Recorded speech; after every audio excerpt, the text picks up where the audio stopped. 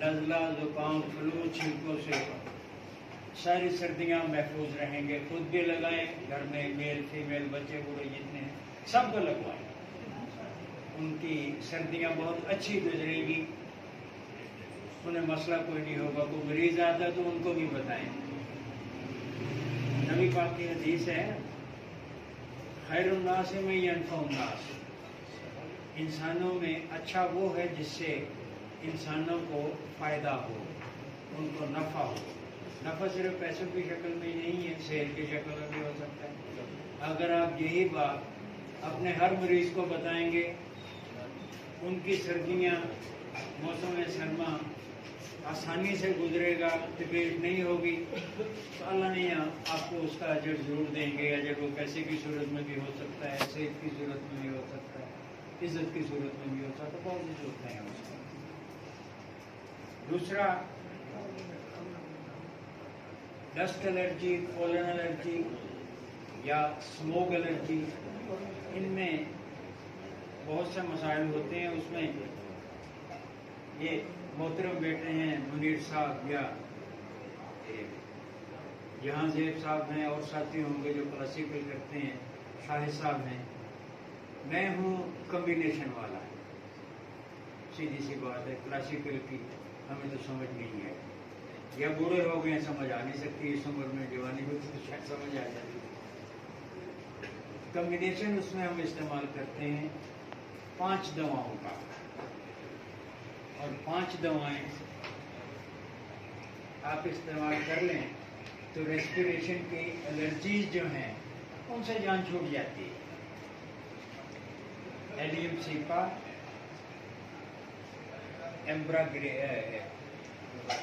एम्ब्रोशिया, allium cepa, एम्ब्रोशिया, यूफ्रेजिया, सबाडिला, सोलिडिया, 5 दवाएं 30 ताकत में कम्बिनेशन करके मैं जो इस्तेमाल करता हूँ, अल्हम्दुलिल्लाह कभी नाकामी नहीं हुई। जितना भी नज़ला, ज़ुकाम, फ्लू, छींकें, एलर्जी है, 24 घंटे में अल्लाह करम कर देता है, वो सफाई हो जाती है उसकी। इसके अलावा बूढ़े लोगों में, जिनकी मेरी जैसी एज में हो या मुझसे ज़्यादा एज में हो, 50+ लोगों में आमतौर पे रात में सोते वक्त टांगों में दर्द होता है उनके साथ। आपके सराइके में कहते हैं कुड़वल पौधे, दर्द होता है, स्पाज़मेटिक पेन, स्वाद पड़ते हैं। उसके लिए मुझे खुद था ये मसला, क्यूपरमेट लेता था, ठीक हो जाता था, छोड़ता था, फिर दोबारा शुरू हो जाता था। मैंने बस अल्लाह मियाँ ने तो दिमाग में डाल दिया कि तांबे की कमी है, तांबा पियो।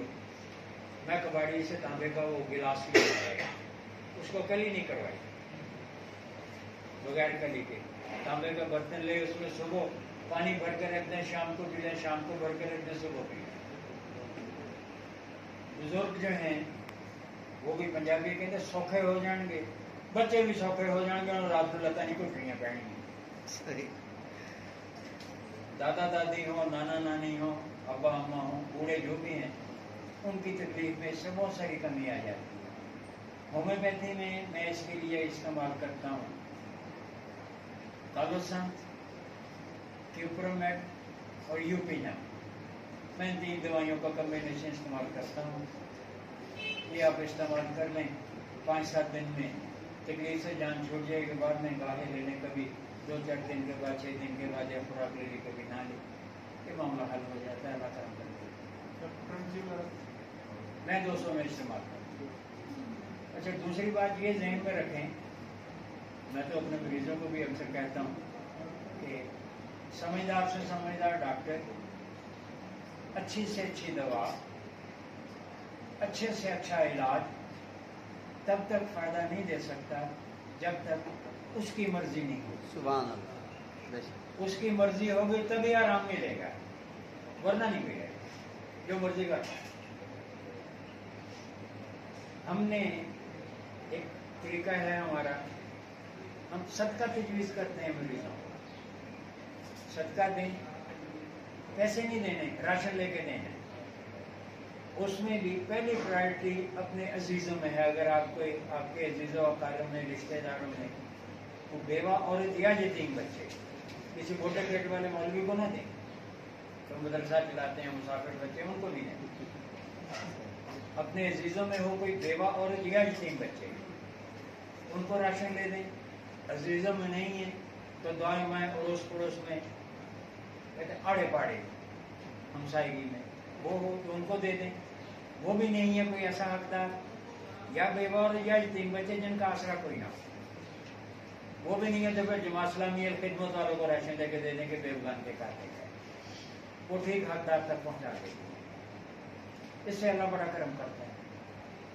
बहुत से मायूस मरीज अल्लाह का ऐसा करम होता है कि वो दिनों में उनमें बेहतरी आ जाती है।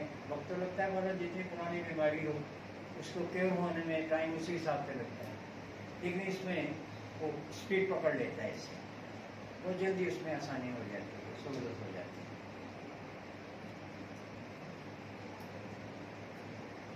एक सर जी, जनाब दवाइयाँ भी बंदा गरीबों को दे सकता है, जरूरी नहीं है उनसे वो पैसे ले। बंदे को पता है बाकी गरीब है उनको आप नहीं दवाई भी 50 की 100 की 30 की है ना लो। हमारी दवाई जो है मुझे पता है, हम पोटेंसी देते हैं पुड़ियों बना के या गोलियां बना के या ड्रॉप्स में ग्लूकोज में डिस्ट्रिक्ट में, उसका क्या खर्चा है? इसका ट्रेगोलिस्टर टेस्ट ये क्रेटिनिन को कम करने में बहुत मौसर होता है। कभी मौका मिले इसको मदर टिंचर बनाएं और ट्राई करें, मज़ा ना आए तो कैसे वापस। अच्छा, दूसरा इमरजेंसी में इंजेक्शन इस्तेमाल करते हैं लोग।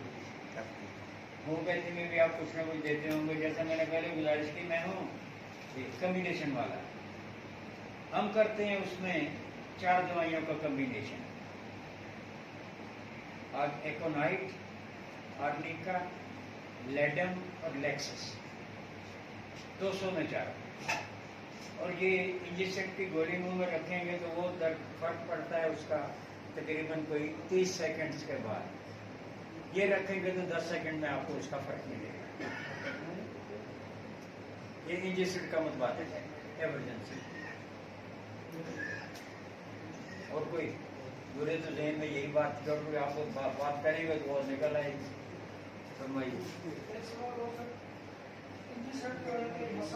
भाई जरा ऊंचा बोलें या करीब आ जाए, बुरा आदमी मुझे इससे सुनता था। आपने जो एंटीसेप्ट के बारे में बताया है, हाँ जी, एंटीसेप्ट पेन के अलावा मसल्स को कंट्रैक्ट करती है, मसल को सख्त करती है।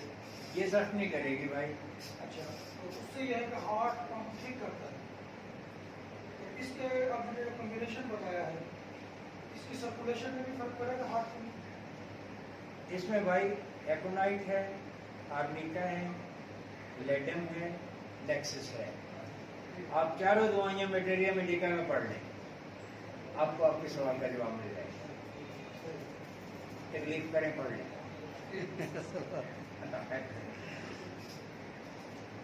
और कुछ जैसा बाजू किसी को अपने तजर्बा शेयर करना बड़े सामने से ना ना ना ना कुछ नहीं है। बहुत बुले खाइए, सजा बुले खाइए, ओला ही, और कुछ नहीं। एक खातून आई, स्किन का वो मसला था, पुरानी बात है 2000-2003 की। मैंने उससे पूछा कि भी नहाई कब थी, उन्होंने तो नहा दिन दी गई है, नजर नहीं लग नहीं रहा था कि नहाई है। उसके सल्फर से में एक खुराक दी, उसके सारे मसाइल हल हो गए जो। अच्छा, स्पर्म का कह रहे हैं अपना नाजुक भाग, स्पर्म काउंट बढ़ाने के लिए थोड़ी मुशक्कत आपको करनी पड़ेगी, वो आप कर लें। इसका तिब में इस्तेमाल होता है फुलंजा के नाम से, पान की जड़ होती है, पान की जड़, फुलंजा नाम है उसका, तिब में इस्तेमाल होता है। उसका मदर टिंचर बनाएं, उसके मदर टिंचर से स्पर्म काउंट बहुत जल्दी और बहुत अच्छा बढ़ता है।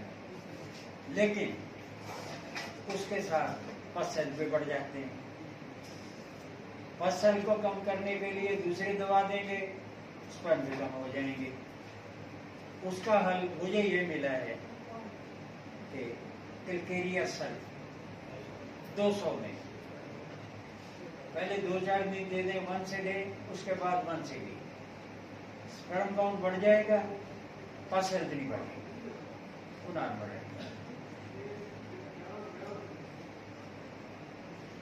फयाज मियां तुसा दसो, आप बताएं।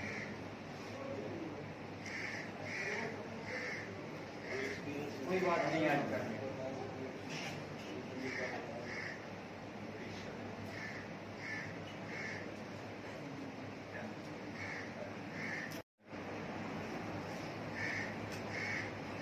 जवानी की उम्र थी, मुझे कॉलेज हो गया 9 साइड का, होम्योपैथी में से बाद में पढ़ी है।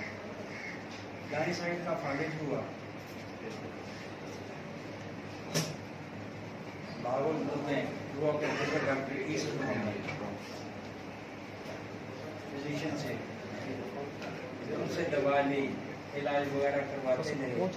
लेकिन बात हमारे थे वहाँ एक doctor Abdul Sattar, Pakistan homeopathic store वाले, मैं उनसे मटेरियल ले गया था, लीजिए, एक जिल्द पढ़ी, दूसरी पढ़ी, तीसरी पढ़ी, तीनों जिल्दें पढ़ने के बाद मुझे एक दवा उसमें मिली, वो आज तक मेरे जहन पे लिखी हुई है, इलेक्स ओरालेंस।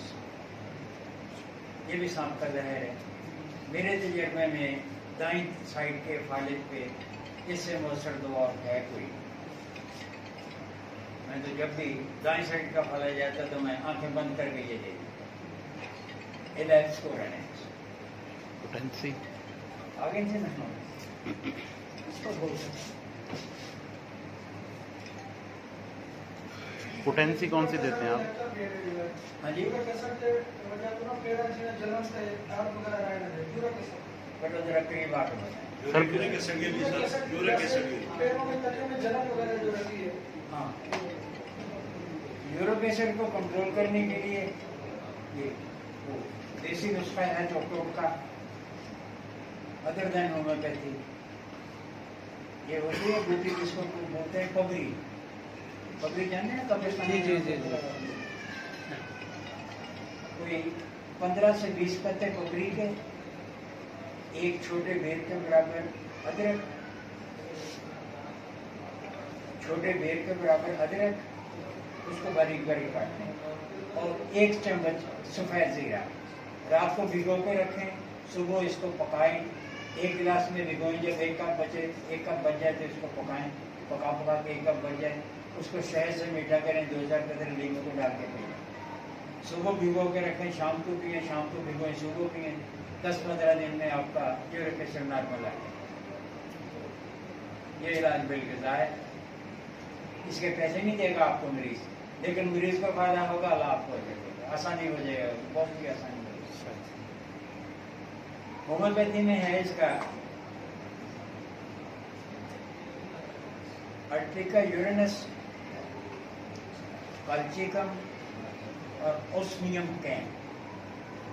ओस्मियम कैन 30 में, अर्टिका यूरेनस और कल्चिकम क्यू में, इनका कम्बिनेशन लेते हैं, यूरिक एसिड नॉर्मल आ जाए।